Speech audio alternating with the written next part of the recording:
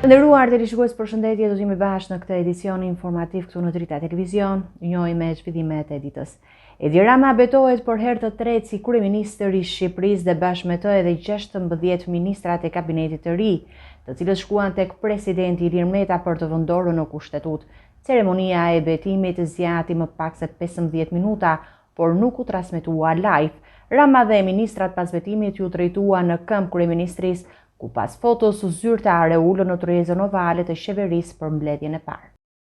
Ndryshe nga herët e tjera, kryeministri i vendit Edi Rama ka shkuar i vetëm drejt presidencës vetëm pak minuta para orës së 10, orarit kur duhet të ishte përballë presidentit të Republikës Ilir Meta për të betuar për herë të tretë si kryeministër i Shqipërisë. Gjithë ministrat e tjerë kishin hyrë më herët në presidencë, ndryshe nga më parë, ceremonia e betimit të qeverisë së re nuk u transmetua live, pamjet dhe fotografitë u përcollën më vonë nga zyra e shtypit e presidencës. Lexojmë formulën e betimit. Përballë Ilir Metës, kryeministri Edi Rama u betua se do të zbatojë me përpikmëri kushtetutën dhe ligjet, si dhe do të kryejë me përgjegjësi detyrat e tij. Beto.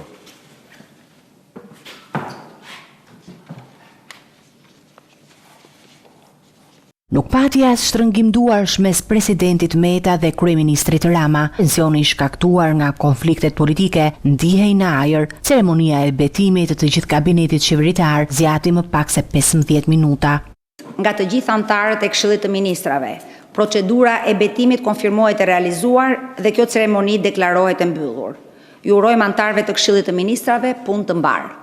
Betimit, kryeministri i vendit Edi Rama i shoqëruar edhe me gjithë kabinetin e ri qeverisës të kujdesur maksimalisht për pamjen e tyre të jashtme, morën rrugët në këmbë drejt selisë së kryeministrisë, të shoqëruar nga Garda e Republikës. Vetëm e kuqja e semaforit e ndali marshin e qeverisë. Me të mbërritur në shkallët e kryeministrisë, të gjithë u vendosën në vendet e caktuara për foton zyrtare. Më pas, të gjithë hynë në godin për të ulur në kolltuqet e kabinetit qeveritar e për të nisur mbledhjen e parë të qeverisë.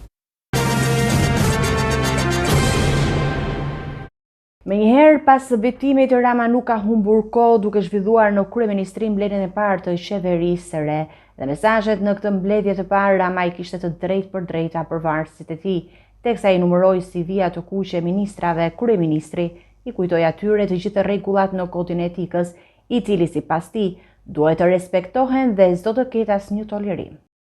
Mbledhjen e parë të qeverisë së re, kryeministri Edi Rama i nisi me ultimatume. Çdo shkelje të rast të kalbër e bërë nga ministrat ndëshkohen me largimin e tyre nga qeveria. Ministri nuk bësh vetë, të bën kryeministri, por vendin nuk ta mbaj unë, do ta mbash vetë. Dhe kush shkel në rast kalbur, punën e ka me organet ligjzbatuese, jo me mua, as për qeverinë, as për partinë. Të gjithë ministrave, kryeministri Edi Rama i tregoi kufirin në raport me sjelljen, detyrimet dhe përgjegjësitë që duhet të kenë të sankcionuara në kodin e etikës.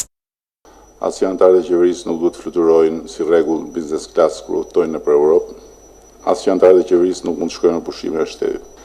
Nuk shkruhet as që anëtarët e qeverisë mund të shkojnë në kafene ose të drekojnë apo darkojnë në restorant gjatë ditëve të punës, përveç se për festa familjare, për cilat njoftojnë paraprakisht kabinetin e kryeministrit, ose vetëm në raste të veçanta, kur dreka apo darka kanë një arsye pune të bërë me dije më parë, se bashkëshortët e anëtarët kabinetit apo fëmijët e tyre nuk mund të përdorin sallën VIP të aeroportit nëse nuk udhtojnë së bashku me ministrin përkatës. Ndalimi i përdorimit makinës ministrit për familjarët në mungesë të tij saj.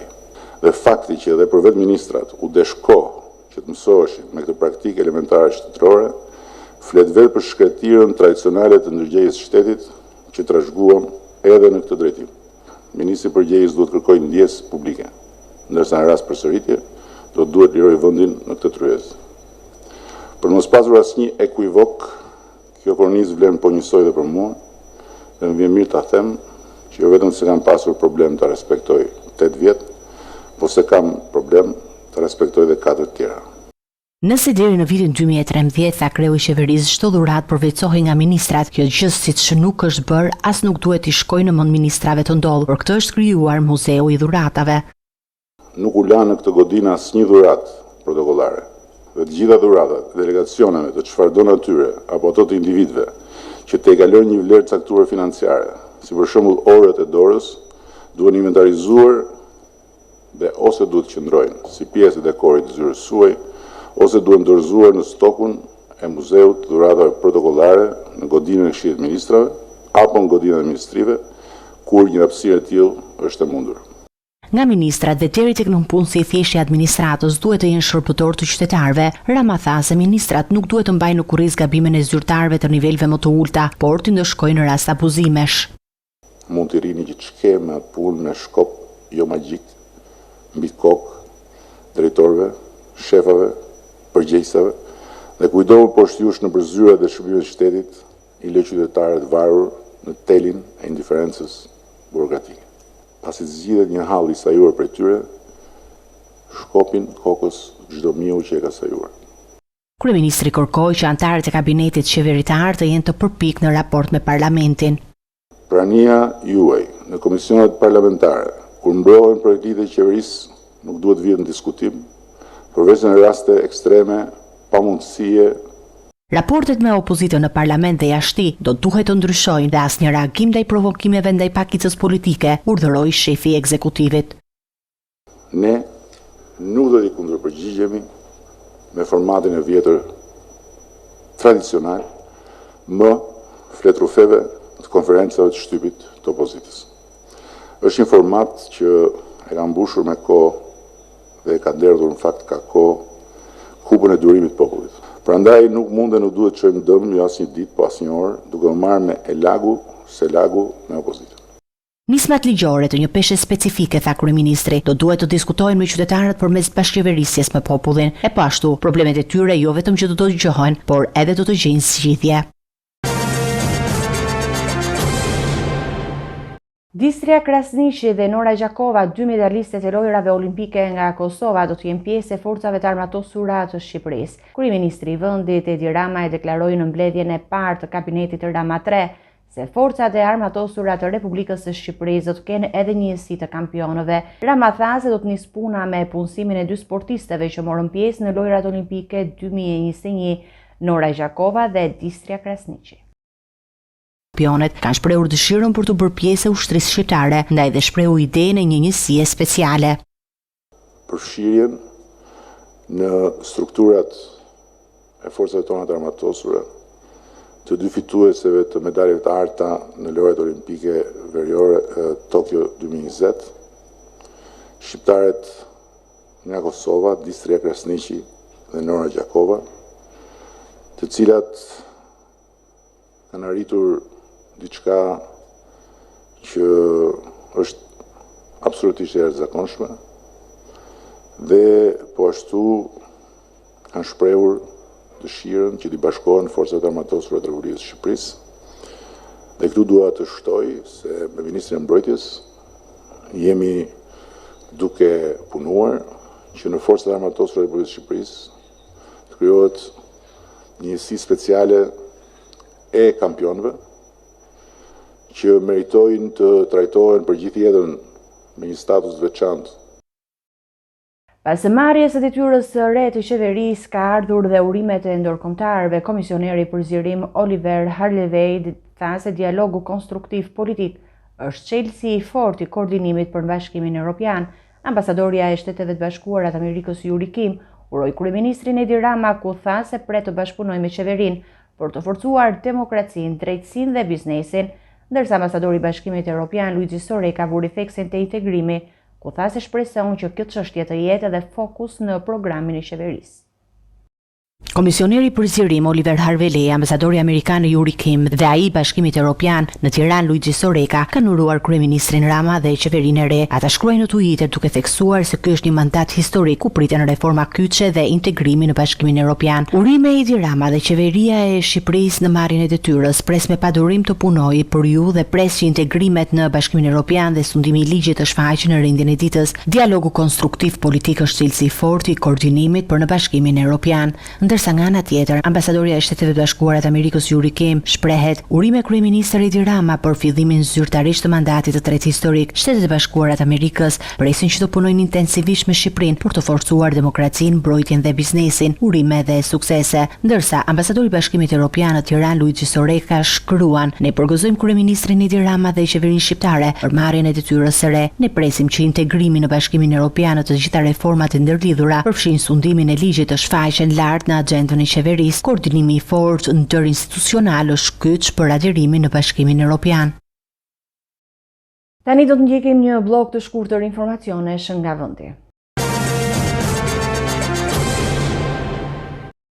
Në vendin tonë vijojnë të jenë të larta numri i infektimeve dhe viktimave të shënuara nga COVID-19. Ministria e Shëndetësisë raportoi se në 24 orët e fundit nuk e kanë fituar betejën me virusin 5 qytetar. Bëhet fjalë për 2 qytetar nga Tirana 59 dhe 64 vjeç, një qytetar nga Laçi 79 vjeç, një qytetar nga Lezhë 84 vjeç dhe një qytetar nga Durrësi 89 vjeç. Ndërkohë nga 4769 testimet e kryera kanë rezultuar pozitiv me COVID-19 plot 849 qytetar. Konkretisht mësohet janë identifikuar 273 raste të reja në Tiranë, 54 raste në Shkodër, 53 raste në Vlorë, 46 në Durrës, 40 raste në Kavaj, 39 raste në Elbasan, 36 raste në Lushnjë, 30 raste në Fier, 24 në Krujë, 23 në Berat, 18 në Lezhë, 16 në Sarand, 15 në Gjirokastër, 14 në Kamuz, 12 në Kukës, 11 raste në Kurbin, Kuçov, Gramsh, 9 raste Vau Idejës, Divjak,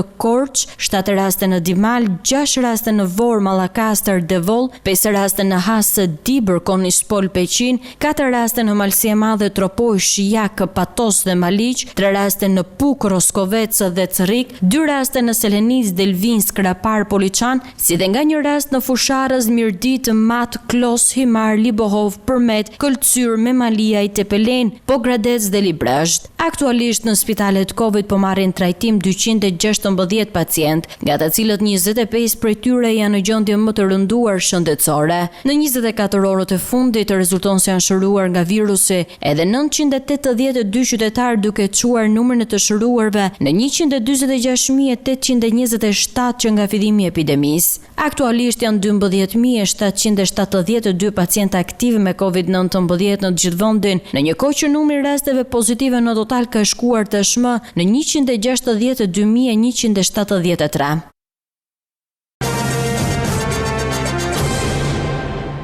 Ministria e Shëndetësisë në Kosovë njoftoi përmes raportit ditor se 11 qytetarë të infektuar nuk kanë mundur ta fitojnë betejën me koronavirusin në 24 orët e fundit, duke bërë që numri total i viktimave që nga fillimi i pandemisë të shkojë tashmë në 2878. Gjithashtu tha se 259 qytetar kanë rezultuar pozitiv me virusin COVID-19 pas 6630 testimeve të kryera në 24 orët e fundit. Gjithashtu rezulton se në 24 orë janë shëruar dhe 850 qytetar nga virusi, duke bërë që numri totalit të shëruarve deri më tani të shkojë në 144.183. Ndërkohë shërbimi spitalor klinik dhe universitar i Kosovës konfirmoi se në spitalet Covid janë duke u trajtuar 598 pacientë infektuar me koronavirus. Mësohet se 48 prej tyre janë në kujdes intensiv, ndërsa 479 pacientë të tjerë janë në oksigjenoterapi. Autoritetet shëndetësore njoftuan gjithashtu se aktualisht në Kosovë janë 11.862 vatra aktive të virusit SARS-CoV-2. Sa i përket procesit të vaksinimit, u tha se në 24 orë janë dhënë 18.555 doza të vaksinës kundër COVID-19, ndërsa prej fillimit të vaksinimit në të gjitha qytetet e Kosovës janë dhënë në total 1.147.803 doza të vaksinës.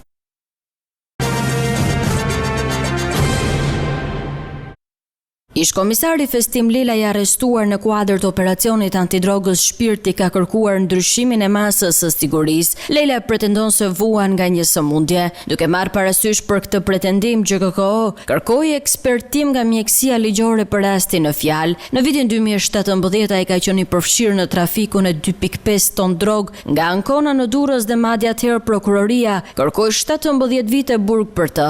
Dy persona të tjera së kohë Emiliano Cili dhe Artur Artur Riza u dënuan me burg si bashkëpunëtor të Lelajt. Autoritetet italiane dhe ato shqiptare ekzekutuan 28 urdhër arreste për trafik ndërkombëtar droge, pastrim parash dhe korrupsion. Kreu i SPAK Arben Kraja tha se në mes të arrestuarve ka zyrtar të lartë, prokuror dhe përfaqësues të pushtetit lokal, ndërsa janë sekuestruar miliona euro asete. Ndërkohë mësohet se mes të arrestuarve kanë qenë dhe 2 shoqërues të ish ministrit të brendshëm Sajmir Tahiri. Ata janë Paul Deda dhe Hekuran Marku.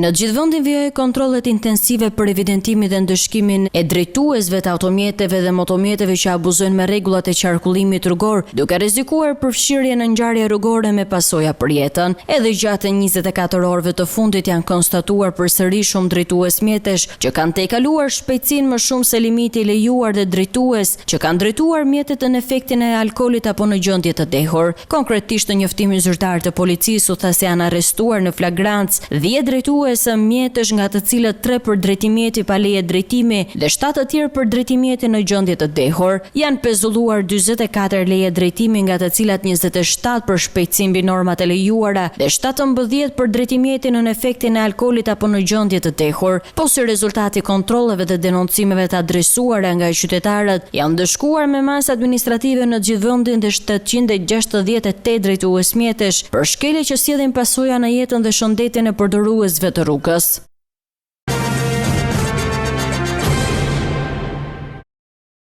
Do të ecim me të tjera informacione. Një 44 vjeçar ka humbur jetën mëngjesin e sotëm në Divjak si pasojë e një aksidenti.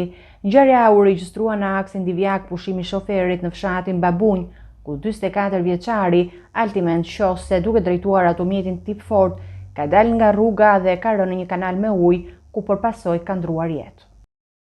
Aksidenti në rrugën nacionale Divjak pushimi i shoferit në orët e para të mëngjesit me pasojë vdekjen e një shtetasi 44 vjeçar, Altiment Qose, banor i fshatit Mërtish, bashkia Divjak. 44 vjeçari ka qenë duke udhëtuar i vetëm në automjetin e tij tip Ford, i cili ka dalë nga rruga dhe ka rënë në një kanal me ujë, ku përpasoj ka ndruar jetë. Përplasja me betonin ansor të kanalit ka qenë e fortë dhe i riu ka mbetur i mbyllur brenda në automjet. Pasi kanë dëgjuar zhurmën, kanë vrapuar drejt automjetit banorët e fshatit dhe janë përpjekur të shpëtojnë të riun, por sipas tyre dyert nuk hapeshin.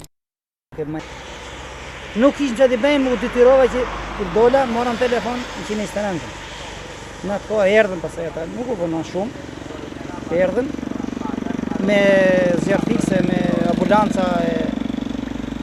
Prapë dhe ata nuk, vetëm kur e nxurën lartë që pasaj, që e nxurën nga makina, kur doli makina lartë, jo t'je brena, se dhe ata vujtën, po nuk e hapshin do të.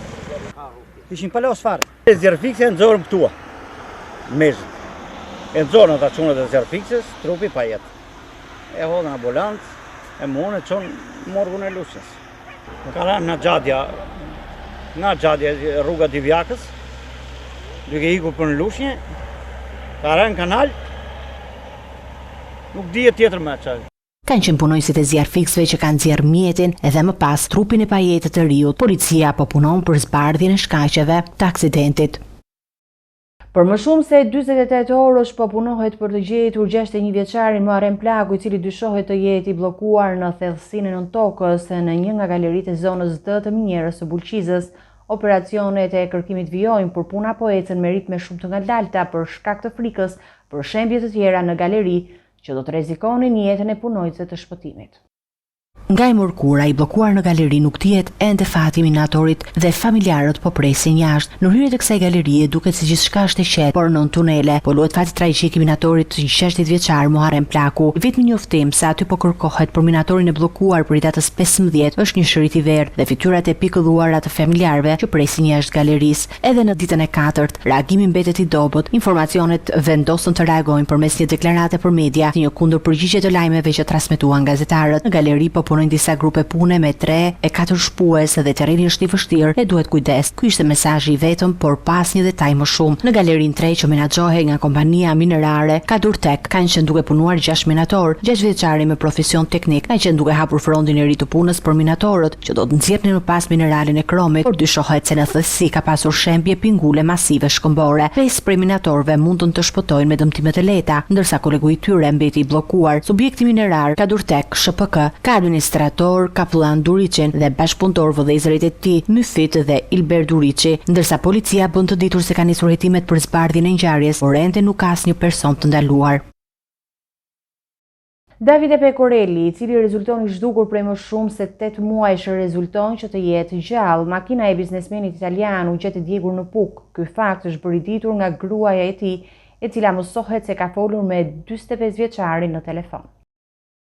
Merr fund misteri mbi zhdukjen në Shqipëri të biznesmenit italian Davide Pecorelli, e ndryshe nga çfarë dyshohet, ai është gjetur i gjallë në ishullin Elba në Toskana të Italisë. Automjeti që ai kishte marrë me qira u gjeti djegur në Puk. Në janar të këtij viti, u brenda ishte edhe një trup i djegur, por nuk u konfirmua se i përkiste Pecorellit. Ndërkohë, ky i fundit u gjet mbrëmjen e djeshme në një gomone në det, ndërsa përgjatë këtyre 9 muajve që rezultonte i zhdukur, ai ishte i strehuar në një hotel në ishull. Pecorelli ka dhënë deklarime në polici më pas u la i lirë, por nuk dihen ende arsyet se pse ai inskenoi të gjithë ngjarjen. Mësohet se ai kishte ndryshuar dhe pamjen e jashtme në mënyrë që të mos identifikohej në Itali. Paraprakisht dyshohet se ai krijoi një skem për të fituar siguracionet nga Shqipëria. Ai u largua në mënyrë ilegale nga hani i hotit për të shkuar më pas drejt Italisë. Dhe në këtë skem ashtrimi dyshohet se është ndihmuar dhe nga shqiptar kundrejt pagesës. Biznesmeni italian, baba i 4 fëmijëve, shprehur i gatshëm të japë dëshminë e tij në prokurorin e Perugias për të sqaruar të gjitha detajet e ngjarjes. Ndërkohë në Shqipëri dhe Itali tashmë janë pushuar hetimet për vrasjen dhe Pecorelli do tetohet për mashtrim. Mësohet se mbetjet kocësore të gjetura në automjetin e djegur rezultojnë se janë mbetje kocësore të një njeriu dhe dyshohet se janë marrë në një varr të vjetër në zonë. Mbetjet e gjetura kocësore janë dërguar në Itali për t'u ekzaminuar. Në fillim të këtij viti, makina që Pecorelli kishte marrë me qira në aeroportin e Tiranës u gjeti shkrumbuar në Puk dhe brenda automjetit u gjetën dhe mbetjet kocësore të një personi, si dhe sendet personale të biznesmenit italian. Ngjarja u dyshua si kriminale dhe hetimet u përqendruan tek një vrasje e mundshme. Ndonse nuk rezultonte se Pecorelli të kishte patur konflikte me njëri. Ai kishte biznese në Shqipëri ku tregtonte pajisje për sallone bukurie dhe ishte në një periudhë delikate sa i përket të ardhurave. Megjithatë, nuk kishte informacione se kishte borxh. Pecorelli ishte i martuar me një shqiptare me të cilën kishte dhe një fëmijë. Në Shqipëri, për të sqaruar misteret që rrethonin këtë ngjarje,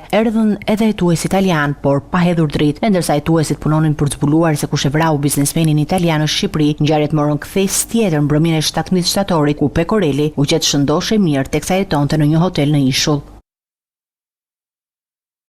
Bledar Selmanaj, autori dyshuar për vrasjen e 25 vjeçare Giuliano Bullari në Vlorë, ka tentuar të vetvritet. Mësohet se Selmanaj e ka ndërmarrë aktin e rëndë dhe ekstrem rreth orës së 19 të ditës së sotme në ambientet e burgut të Peshqinit. Administrata e burgut ka ndërhyrë dhe ka bërë të mundur shpëtimin e jetës së Selmanajt, i cili ndodhet në masën e sigurisë arrest në burg.